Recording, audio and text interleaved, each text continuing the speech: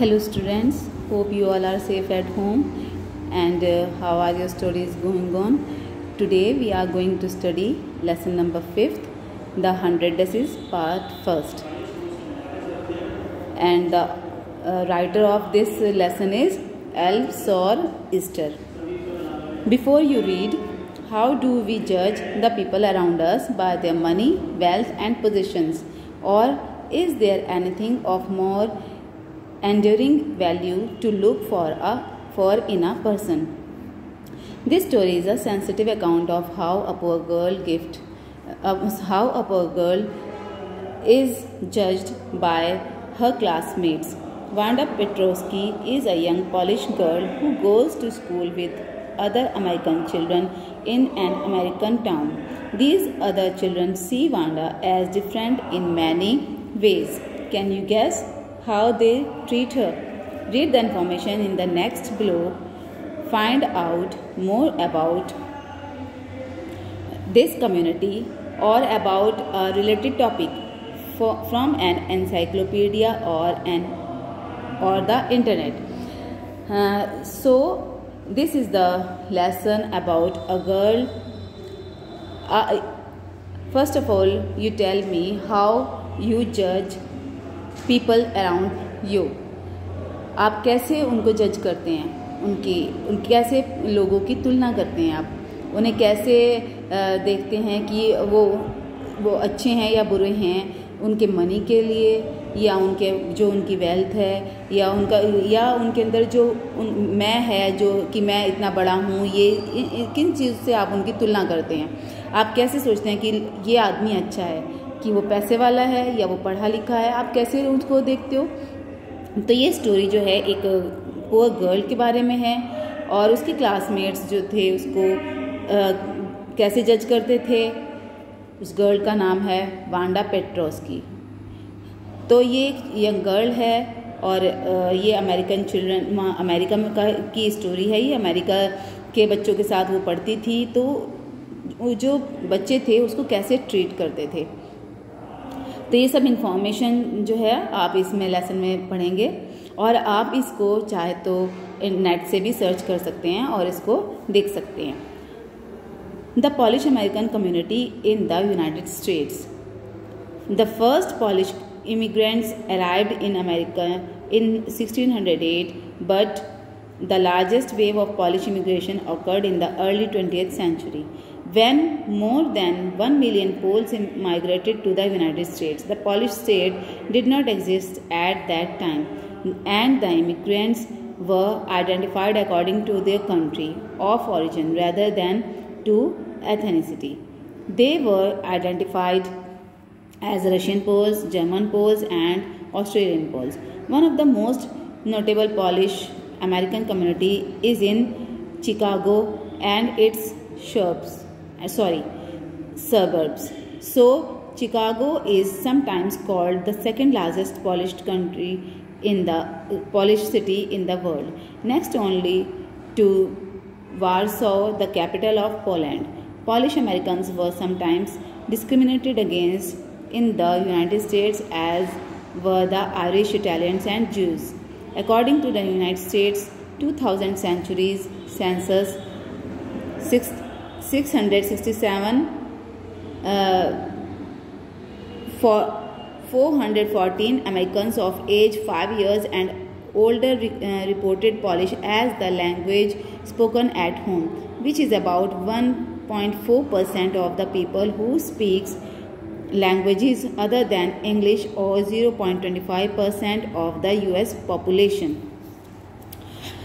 तो ये जो स्टोरी है ये आपने पहले भी पढ़ी थी कि जो डिस्क्रिमिनेशन किया जाता था, तो यहाँ पर जो हैं ये अलग अलग जगह से लोग आए थे और वहाँ पर जो रहते थे तो उनके साथ कैसे डिस्क्रिमिनेशन किया जाता था और कहाँ से आए थे। कुछ आयरिश थे, कुछ इटालियंस थे, कुछ ज्यूज थे।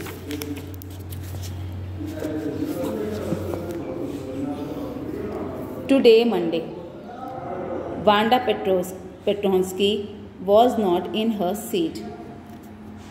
But nobody, not even Peggy and Madeline, the girls who started all the fun, noticed her absence. Usually Wanda sat in the seat next to the last seat, in the last row in the room 13. She sat in the corner of the room where the rough boys who did not make good marks sat. The corner of the room where there was almost scuffling of feet, most roars of laughter when anything funny was said, and most mud and dirt on the floor. Today Monday, आज क्या है? Monday है। ये Monday के day की बात है कि वांडा पेट्रोंस्की जो है वो स्कूल नहीं आई है, वो अपनी सीट पर नहीं है।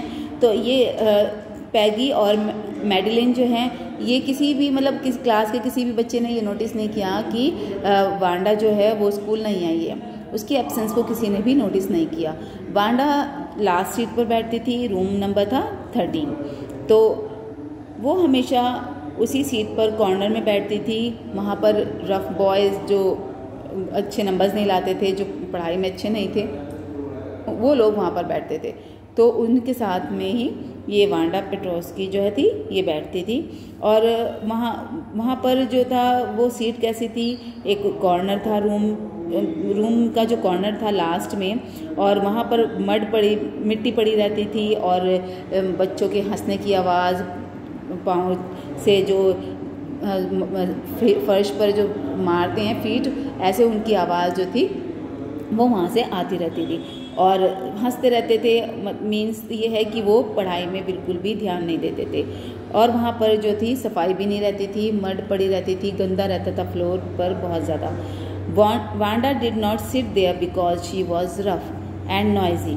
On the contrary, she was very quiet and rarely said anything at all, and nobody had ever heard her laugh out loud. Sometimes she twisted her mouth into the crooked sort of smile, but that was all. ऐसा नहीं था कि Wanda वहाँ पर इसलिए बैठती थी कि वो बहुत ज़्यादा बेकार गर्ल थी, वो पढ़ाई में अच्छी नहीं थी, या फिर वो वहाँ नॉइज़ करती थी, बहुत ज़्यादा शोर करती थी जैसे कि वो बॉयज़ करते थे। ऐसा नहीं था, बल्कि इसके अपोजिट ऐसा होता था कि वो बहुत ही क्वाइट थी, किसी से बात नहीं करती थी, बहुत कम बात करती थी, और हंसते मतलब कोई भी मतलब उसे हंसते हुए भी किसी ने नहीं देखा था, और कभी भी उसकी हंसी की आवाज़ किसी ने नहीं सुनी थी।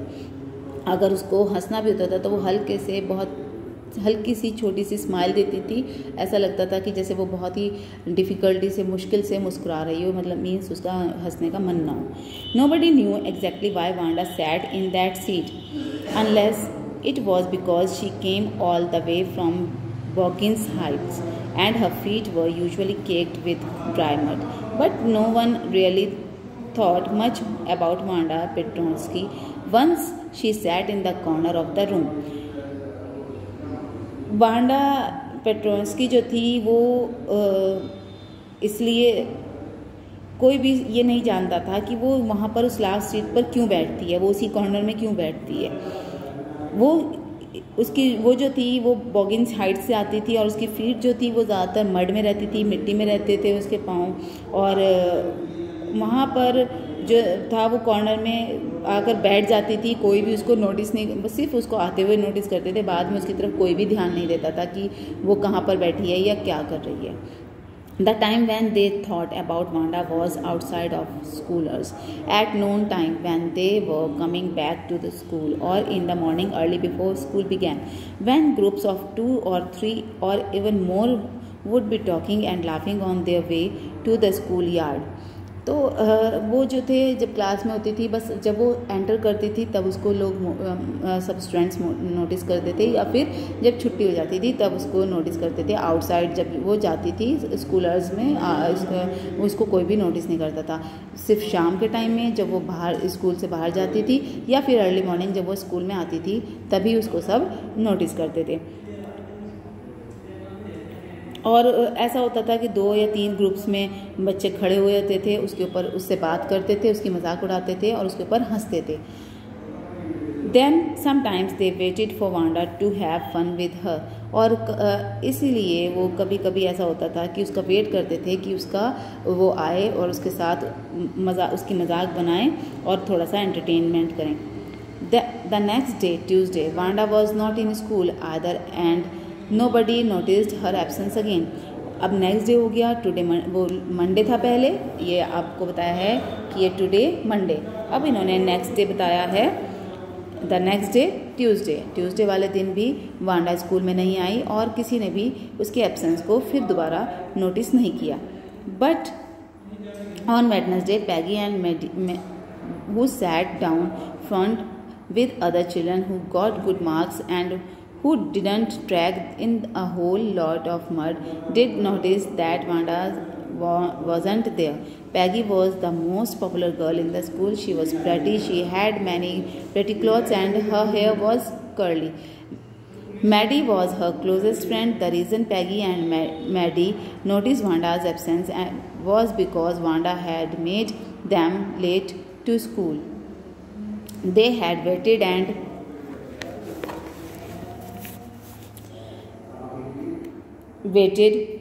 for Wanda to have some fun with her and she just hadn't come.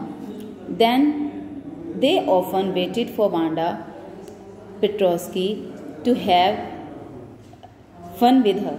तो अब जो था ये नेक्स्ट डे ट्यूसडे हो गया। ट्यूसडे में भी किसी ने नोटिस नहीं किया कि वांडा स्कूल नहीं आई है। उससे नेक्स्ट डे वेडनेसडे में फिर किसने नोटिस किया? पैगी और मैडी, इन दोनों ने नोटिस किया कि सब मतलब कि ये जो है वांडा ये स्कूल में नहीं आई है। ये जो पैगी और मैडी हैं ये दोनों साथ बैठती थी, ये दोनों इन्होंने नोटिस किया कि वांडा स्कूल में नहीं आई है। पैगी जो थी वो बहुत ही प्रेटी थी, देखने में बहुत अच्छी थी, वो अच्छे से कपड़े पहनती थी और पढ़ने में भी बहुत अच्छी थी।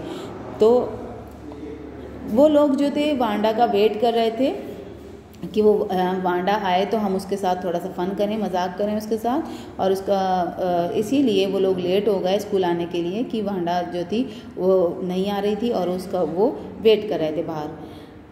दे often waited for Wanda to have fun with her, और वो उसका फ़न बनाने के लिए, उसकी मजाक बनाने के लिए उसका वेट कर रहे थे।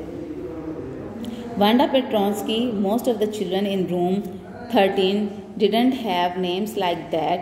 They had names easy to say like Thomas, Smith or Ellen.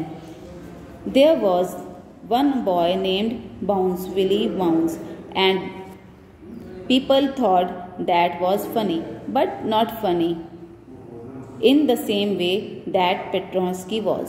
तो वांडा पेट्रोस्की जो था ये बच्चे 13 रूम में थे, वो लोग उनको लगता था कि ये कुछ अजीब सा नाम है। उस रूम में जो स्टूडेंट्स थे उनका नाम था लाइक थॉमस, स्मिथ, एलन, जो कि बहुत इजीली हम प्रोनाउंस कर सकते थे।